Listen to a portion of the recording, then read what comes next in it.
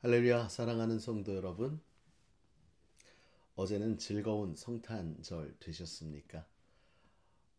오늘 하루도 하나님의 은혜 아래 새롭게 아침을 열어가는데 저희들 말씀과 함께 열어갈 수 있는 귀한 시간, 오늘도 감사함으로 하나님께서 우리에게 주신 지혜를 갖고 승리하는 복된 하루 되기를 주님의 이름으로 축원합니다. 오늘 우리가 함께 나눌 말씀은 잠언서 29장 1절로 14절의 말씀입니다. 잠언서 29장의 말씀은 나라를 지도하는 왕이나 지도자들에 대한 자질에 대해서, 왕이라면, 지도자라면 이러한 삶을 살아야 된다, 이렇게 해야 된다, 하지 말아야 된다 라는 그러한 내용을 주로 담고 있습니다. 그렇다면 이 말씀은 우리와 상관없는 말씀일까요? 아니요. 우리와도 매우 긴밀한 관계를 가지고 있습니다. 왜냐하면 저와 여러분이 왕이기 때문입니다. 무슨 말이냐고요? 베드로전서 2장 9절에 이렇게 이야기하시죠. 오직 너희는 택한 족속이요 왕 같은 제사장이요 거룩한 나라요 하나님의 소유된 백성이니. 하나님은 우리를 왕 같은 존재로 이 땅 가운데 허락하셨다는 것입니다. 또한 말씀을 보면 이러한 말씀이 있습니다. 요한복음 1장 11절, 우리가 잘 알고 있는 말씀이죠. 영접하는 자 곧 그 이름을 믿는 자들에게는 하나님의 자녀가 되는 권세를 주셨으니. 이 세상 모든 만물을 창조하신 진정한 왕 되신 바로 하나님의 자녀가 되었다는 사실입니다. 그러므로 우리의 삶은 어찌 보면 개인의 삶보다는 우리는 영적인 공적 삶을 살아야 합니다. 이해가 되세요?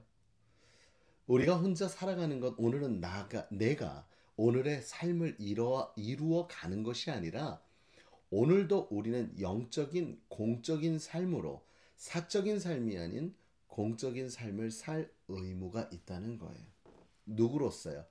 하나님의 자녀로서의 공적인 삶.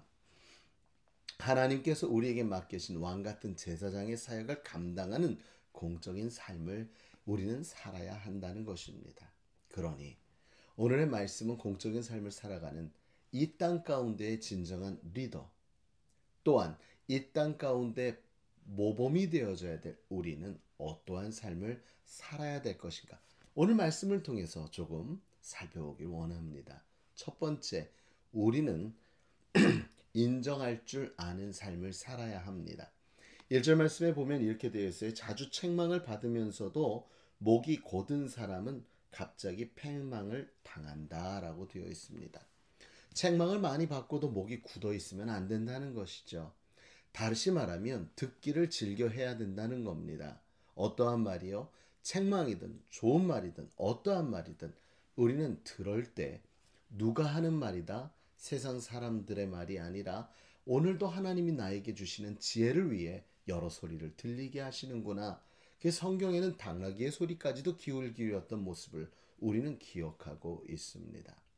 사랑하는 성도 여러분, 말씀은 사실 우리 안에 무엇인가를 하기를 원하거나 아니면 하지 말아야 될 것에 대해서 말씀하고 있습니다.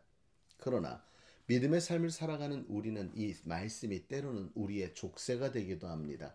우리의 삶을 조금 억제이는 것 같기도 합니다.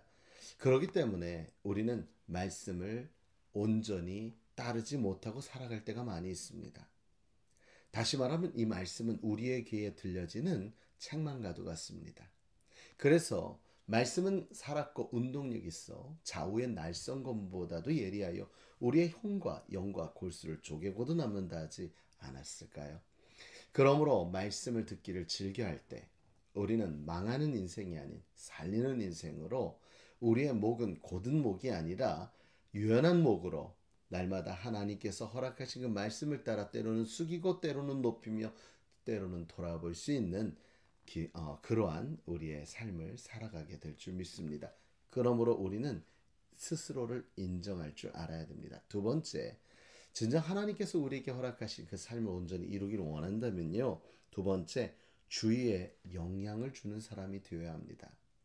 성경은 우리에게 빛과 소금의 역할을 잘 감당하라 했고 빛을 잃어서도 안 되고 맛을 잃어서도 안 된다고 합니다. 특별히 소금은요, 음식에서 가장 중요한 부분을 감당하고 있죠.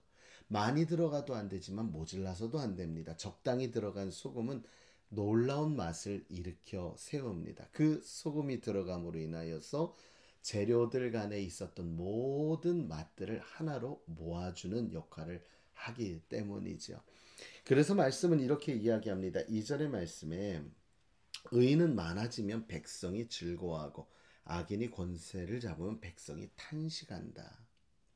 우리가 정말 하나님의 뜻을 따라 목이 곧어지지 않은 가운데 의로움으로 다가간다면 우리가 있는 곳이 즐거움의 바로 장소가 될 겁니다. 우리가 있는 곳이 빛이기 때문에 밝아질 것입니다. 우리가 있는 곳이 맛이 더 나는 아름다움의 역사가 일어날 것입니다. 이런 것을 두고 주위에 영향을 주는 삶이라고 하겠지요. 우리는 주위에 그저 있으나 없으나 한 존재가 아니라 우리가 있음으로 주위가 변화되어진 놀라운 일을 감당하는 사명자임을 깨닫고 오늘 하루도 주위를 변화시킬 수 있는 저와 여러분이 되기를 원합니다.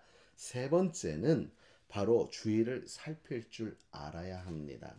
말씀 7절엔 이렇게 고백합니다. 의인은 가난한 자의 사정을 알아주나 악인은 알아줄 지식이 없느니라 라고 되어 있습니다. 악인은 지식이 없다.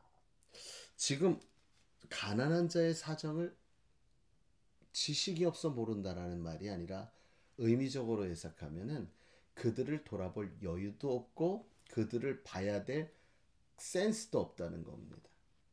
사랑하는 성도 여러분, 우리는 우리의 가진 것으로 주위를 살펴야 합니다. 비단 우리는 물질의 가난함을 도와주는 것뿐만 아니라 우리는 그들의 마음의 가난함도 우리는 살필 줄 알아야 한다는 거예요.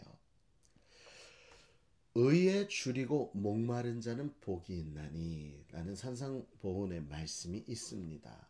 많은 사람들이요, 이번 주일 말씀드린 것처럼 무엇인가를 찾아야 되는데, 종교성이 있어서 무엇인가를 찾아야 되는데 그것이 하나님인 줄 알지 못하고 살 때가 있다니까요.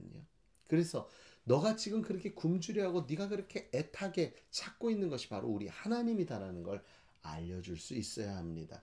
이를 위해 가난한 자, 육신적으로 가난한 자도 우리가 찾아가 그에게 필요를 채워주며 그들에게 진정한 필요를 채워주시는 것이 내가 아닌 나를 이끄시는 하나님임을 전함으로 우리는 육으로나 영으로나 가난한 자를 살필 수 있는 그러한 진정한 영적인 지혜와 지각이 우리 가운데 있어 주위를 온전히 살피는 저와 여러분이 되었으면 좋겠습니다.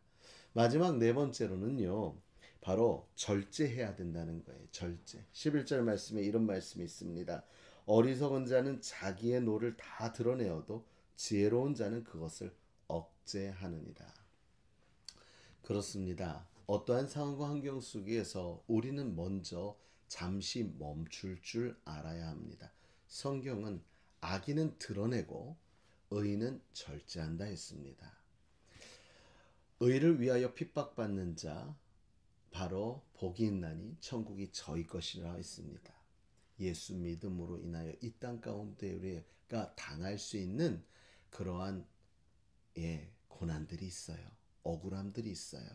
그럴 때 먼저 잠시 스탑하고 인내하고 그 관용으로 나아가 정말 용서할 수도 있고 이해할 수도 있는 그러함 가운데 악으로 품어지는 것이 아닌 결국 선으로 갚아지는 놀라운 역사가 저와 여러분의 삶 가운데 일어나길 간절히 주님의 이름으로 축원합니다. 어떠세요? 오늘 하루 이와 같은 삶을 통하여서 우리에게 왕 같은 제사장으로 세우시고 하나님의 전능하신 왕의 자녀된 자로서 오늘도 이 땅 가운데 하나님의 아름다움을 드러내기 위해 오늘도 우리는 첫째, 스스로를 인정하고 둘째, 주위에 영향을 끼치며 셋째, 주위를 살펴볼 줄 알으며 네 번째, 절제함을 통하여서 오늘도 하나님의 자녀다운 아름다움을 또한 왕같은 제사장의 아름다운 사역을 잘 감당할 수 있는 저와 여러분의 승리의 삶 되길 주님의 이름으로 축원합니다.